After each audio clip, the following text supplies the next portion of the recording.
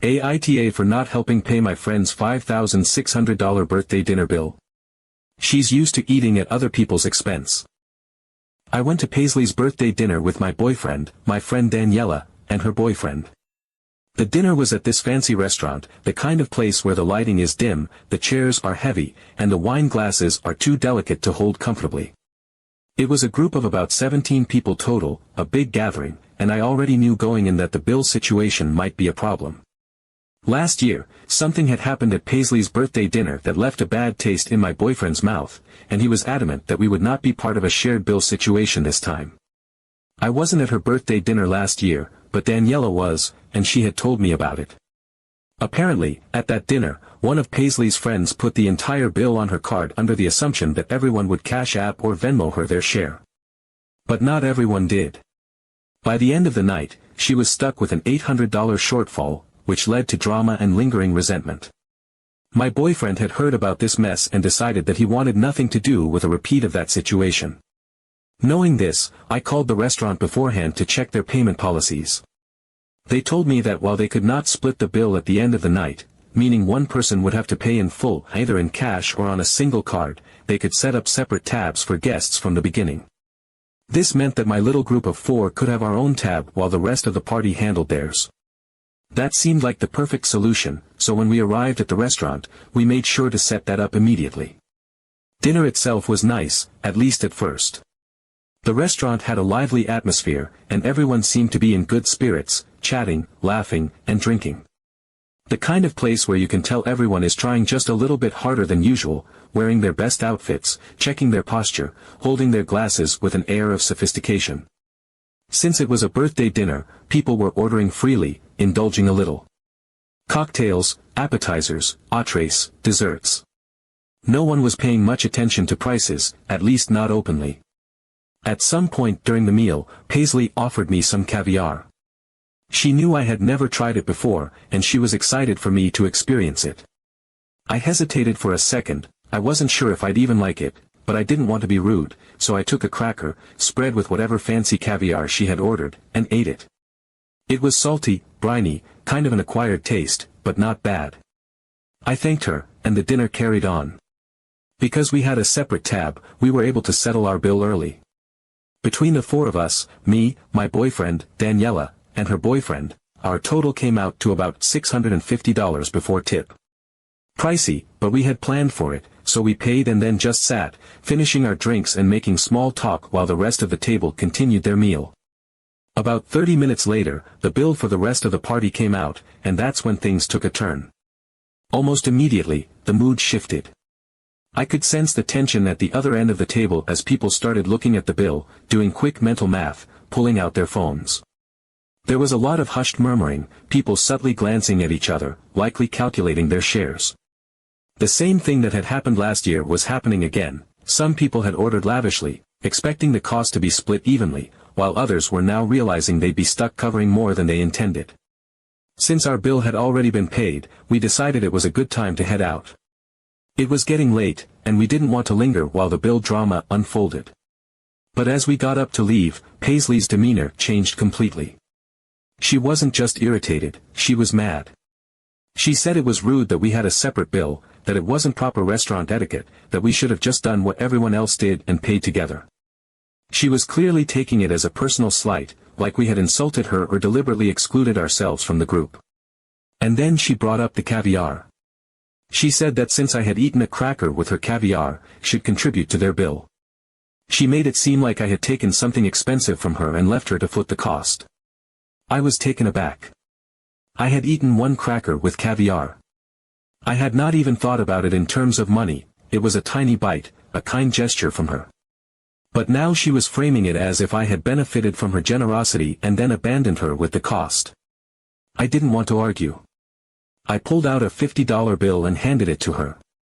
In my mind, $50 was more than fair for a single bite of caviar. Honestly, it was probably too much, but I didn't want to create a scene, and I just wanted to leave. We said our goodbyes and left the restaurant, thinking that was the end of it. But it wasn't. Later, Paisley made it clear that she was still upset. She felt that I should have contributed more to their bill. She said the $50 wasn't enough and that I owed her more money. She also said that we should apologize, for what, I wasn't even entirely sure. For having a separate tab. For leaving before the bill drama escalated. For eating the caviar she willingly offered me. I genuinely don't know what to think. I'm open to admitting I was wrong if I actually was wrong, but I can't shake the feeling that this whole thing is ridiculous. I had one bite of caviar. There's no way that's worth more than $50, right? Am I missing something here? Update 1. I couldn't stop thinking about the dinner. No matter how much I tried to push it out of my mind, it lingered, gnawing at me. It wasn't just the absurdity of being expected to pay for a single cracker of caviar. It wasn't just the way Paisley had acted like splitting the bill separately was some kind of personal betrayal. It was the fact that she was still upset, even after I handed her $50. It didn't make sense. None of it made sense. At first, I thought it was just about money. Some people panic when the bill comes, even when they've been spending freely all night. But this felt different. This wasn't just panic or frustration. This was personal. And I couldn't figure out why, until I decided to talk to Daniela. Daniela had been at both birthday dinners, last year and this year. If anyone would have insight, it was her. When I brought it up, she barely reacted, just shrugged and said, "You know it wasn't just about the bill, right?" The way she said it, like it was something obvious, made my stomach twist. I frowned, trying to process what she meant. "What do you mean?" I asked, but Daniela didn't answer right away. She hesitated, her expression unreadable, like she was debating whether or not to even say it. And then, finally, she sighed and told me. Paisley was still mad about last year. She hadn't let it go. I felt like the ground shifted under me. Last year? I wasn't even there. I had nothing to do with whatever happened that night. But as Daniela kept talking, the pieces started falling into place, and the more I learned, the more stunned I became. Apparently, last year's dinner had its own drama that, until now, I hadn't fully understood. My boyfriend had been put in an incredibly awkward position when he realized that not only was the bill being split evenly, but the tip was also being split equally across everyone. It might have been fine if everyone had been ordering similar things, but that wasn't the case at all. Some people were going all out, ordering the most expensive dishes, rounds of cocktails, extravagant appetizers. And then, at some point, someone took it to the next level and ordered a $300 bottle of champagne, without asking anyone first, under the assumption that everyone would just split the cost. My boyfriend, who hadn't even touched the champagne, refused. He made it clear that he wasn't going to pay for something he didn't drink. He covered his share of the bill, tipped accordingly for what he had ordered, and that was it. Simple. Reasonable. But apparently, that moment was like a match to gasoline. The second he spoke up, other people started hesitating. He had broken the illusion. Once he made it clear that he wasn't going to pay extra just to keep the peace, others started following suit. Some of them had only had a small meal, a single drink. They weren't about to subsidize a night of luxury for people who had been ordering without restraint. And when the reality hit, when the people who had assumed they'd get away with spreading their excessive spending across the group suddenly realized they were on their own, it turned into a full-blown problem. And here's where it got even messier. Paisley had been one of the people drinking the champagne. She had been enjoying it freely, assuming that, as always, the cost would just be absorbed by the group. She had not planned to pay for it.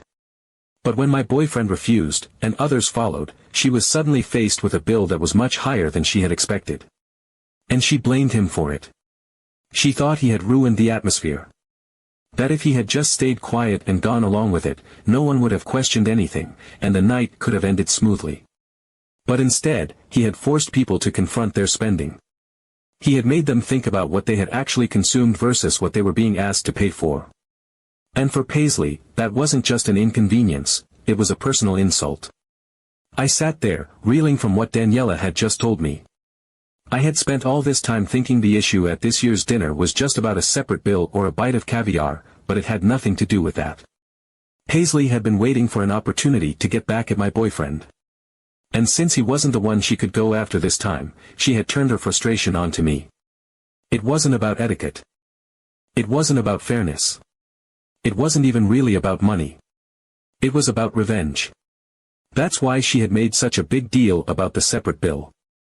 That's why she had latched onto the ridiculous caviar excuse. That's why, even after I gave her $50, an amount that was probably 10 times what that single bite of caviar was worth, she still wasn't satisfied. She didn't actually want compensation. She wanted me to feel guilty, to feel like I had done something wrong. She wanted me to be uncomfortable, to be punished. It all made sense now. She had been carrying this resentment for a year, waiting for the right moment to make someone pay for it. And this year, I had just been the most convenient target. So it wasn't just about the bill. She was just looking for an excuse to make me feel guilty. Update 2. I tried to move on from the whole thing. I really did. I told myself it wasn't worth the frustration, that Paisley's tantrum over a single bite of caviar wasn't my problem, that I had done nothing wrong. I went through every logical step in my head. We had paid our bill fairly, we hadn't left anyone hanging, and I had even given her money for the ridiculous caviar incident just to smooth things over. There was no reason for me to feel guilty. And yet, no matter how much I tried to push it aside, the situation kept gnawing at me. It felt like an itch just beneath my skin, something I couldn't quite reach, something I couldn't scratch away. It wasn't just the confrontation at the restaurant. It was the way she had insisted on making me feel guilty, the way she had refused to let it go even after I handed her a $50 bill for something that wasn't even remotely my responsibility. It wasn't about the money, at least, not in the way she made it seem. There was something else, something deeper. Her anger had been too sharp, too calculated. The way she framed it, twisting the situation so that I somehow owed her something, the way she latched onto that tiny detail as though it was some massive injustice, it all felt too intentional. I couldn't shake the feeling that there was more to the story. That something was lurking just beneath the surface, something I hadn't yet put together. I kept replaying the night in my head, the way she had looked at me when she demanded the money, the way she had acted so self-righteous about the separate bill. It was like she was looking for any reason to make me feel bad, to make me question myself. But why? Why go to such lengths over something so minor? So I decided to talk to someone else who had been at the dinner, someone who wasn't directly involved but had been there, watching everything unfold. I needed an outside perspective, someone who could confirm that I wasn't overthinking things. Maybe they would tell me that I was making a big deal out of nothing, that Paisley had just been in a bad mood, that it was all just some petty misunderstanding. I casually asked if everyone had finally settled their part of the bill, if the whole situation had been resolved. I wasn't expecting much of an answer, just a simple yes or no, some reassurance that it had all blown over. Instead, my acquaintance gave me a look. Not just any look, but the kind that said, "Oh, you don't know yet?" The kind that sent a rush of unease through my stomach before a single word was spoken. She made a face, half amusement, half exasperation, and said, "You know that Paisley didn't pay at all?" I felt like I had misheard. The words didn't make sense. Paisley didn't pay at all. That wasn't possible. I blinked, confused, waiting for some kind of clarification. Maybe she meant Paisley had forgotten, or she had paid later, or something.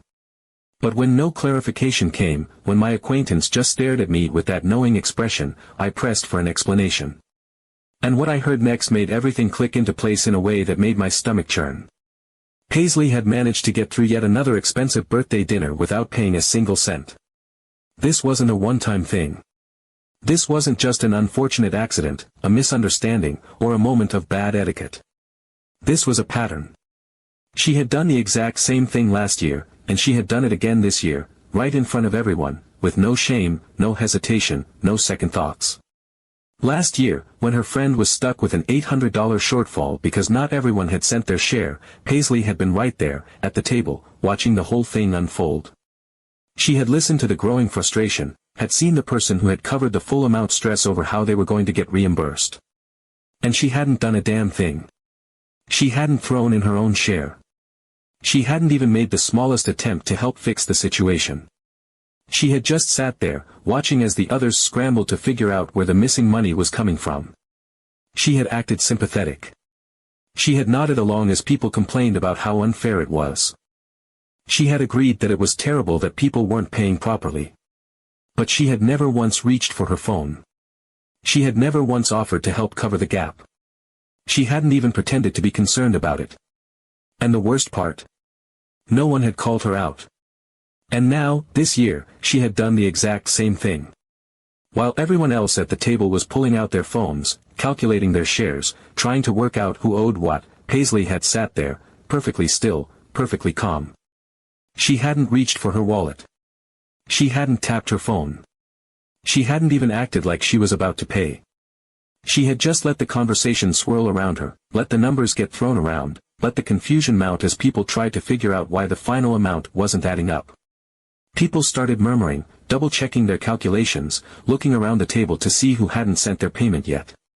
And that was when Paisley had sighed dramatically, lifted her chin just enough to sound put upon, and said, "Well, I splurged on caviar, I treated everyone." That was her way out. She had used that single moment, her brief, completely voluntary decision to offer me one cracker with caviar on it, as an excuse to opt out of paying for her own meal. She had framed it as though she had already contributed, as though her generosity had balanced out whatever she supposedly owed. And somehow, unbelievably, it had worked. The confusion over the missing money, the awkwardness of trying to directly accuse someone in the middle of an already tense situation, the discomfort of calling someone out for not paying, it had all worked in her favor. No one wanted to be the person to say, "Wait a second, treating people to a small bite of something doesn't mean you're exempt from paying for your own meal." No one wanted to be the one to confront her directly. So they let it slide. Again. And this was why she had latched onto me that night. This was why she had made such an overblown spectacle about the separate bill. This was why she had fixated on the caviar, why she had gone out of her way to demand I pay for it even after I had already given her $50. It wasn't about etiquette. It wasn't about feeling insulted. It wasn't even really about the money. It was a distraction.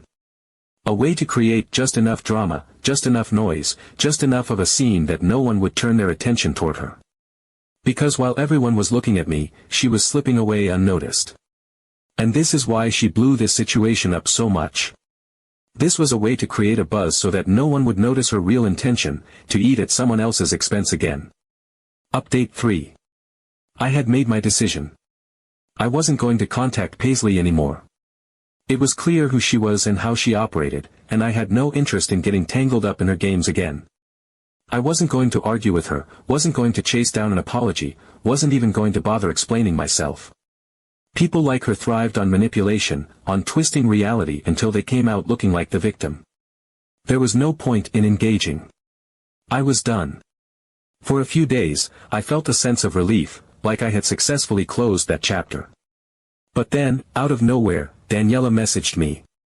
The moment I saw her name pop up, I knew something had happened. The way she phrased it, the urgency of it, "Did you hear what happened?" made my stomach drop.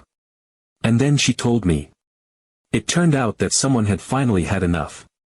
One of the girls from the dinner, someone who had clearly been keeping quiet for too long, decided that she wasn't going to let Paisley get away with it anymore. And instead of whispering behind her back or grumbling about it in private, she went straight for the truth, right out in the open, where everyone could see. In the group chat that included most of the dinner guests, she called Paisley out directly. No beating around the bush, no vague comments, no passive-aggressive hints, just a straight-up question in front of everyone. "Paisley, how much did you pay that night?" Paisley, who was always so quick with an excuse, always so effortlessly charming, tried to redirect the conversation. She did what she always did, acted like the question wasn't serious, tried to shift the topic, made a joke, anything to avoid giving a real answer. But this time, it didn't work. People kept pressing. Others joined in. One person after another started asking the same thing, and as the pressure mounted, the truth finally came out. The number was exactly what I already knew it to be. 0. Paisley had paid nothing. Not a single cent. And the moment that was said out loud, it was like a floodgate had opened. People started talking, really talking. They started going back over every expensive dinner, every group outing, every moment that had once seemed like an oversight but now looked like a pattern. Someone brought up last year's dinner, when her friend had been left scrambling to cover the missing $800. Someone else remembered another dinner before that, where she had miraculously never pulled out her wallet but still enjoyed all the appetizers and drinks that were ordered for the table. More stories started pouring in, pieces of the puzzle coming together. It turned out this wasn't just a once-a-year thing. It wasn't even just a big group dinner thing. Paisley had been doing this for years. Someone mentioned how she had invited them out to lunch once, only to suddenly realize she had forgotten her wallet at home. Another person recalled a time she had claimed her card wasn't working and promised to pay them back later, except she never did. More and more people started sharing their experiences, connecting the dots. Every time, it had been the same story. Somehow, in some way, she always found an excuse. Sometimes it was a dramatic story about how her bank had locked her account for suspicious activity. Other times, she claimed she had already Venmo'd someone and that they must have just not seen it yet.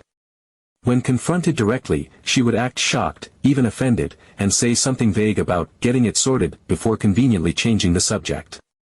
And the worst part was, before now, no one had really put all of it together. Everyone had assumed that their experience was an isolated incident. That maybe it really had been bad luck, an honest mistake, just one of those things that happens occasionally. But now, with all these stories out in the open, it was impossible to ignore. Paisley had never just been forgetful. She wasn't unlucky, and she wasn't dealing with some financial crisis that she was too embarrassed to talk about. She had been planning this. Every single time. She had made a lifestyle out of subtly getting other people to cover her expenses. She had mastered the art of creating just enough social discomfort that people didn't want to directly accuse her, didn't want to be the ones to make things awkward. But now, it wasn't just whispers or quiet frustrations. It was out in the open, and people were done with it. In the days that followed, her social circle changed almost overnight. People stopped responding to her messages. Plans that once would have included her suddenly didn't. Conversations in group chats moved on without her input. The silent tolerance she had relied on for so long had disappeared, and she was no longer getting away with it. But the funniest part came a few weeks later.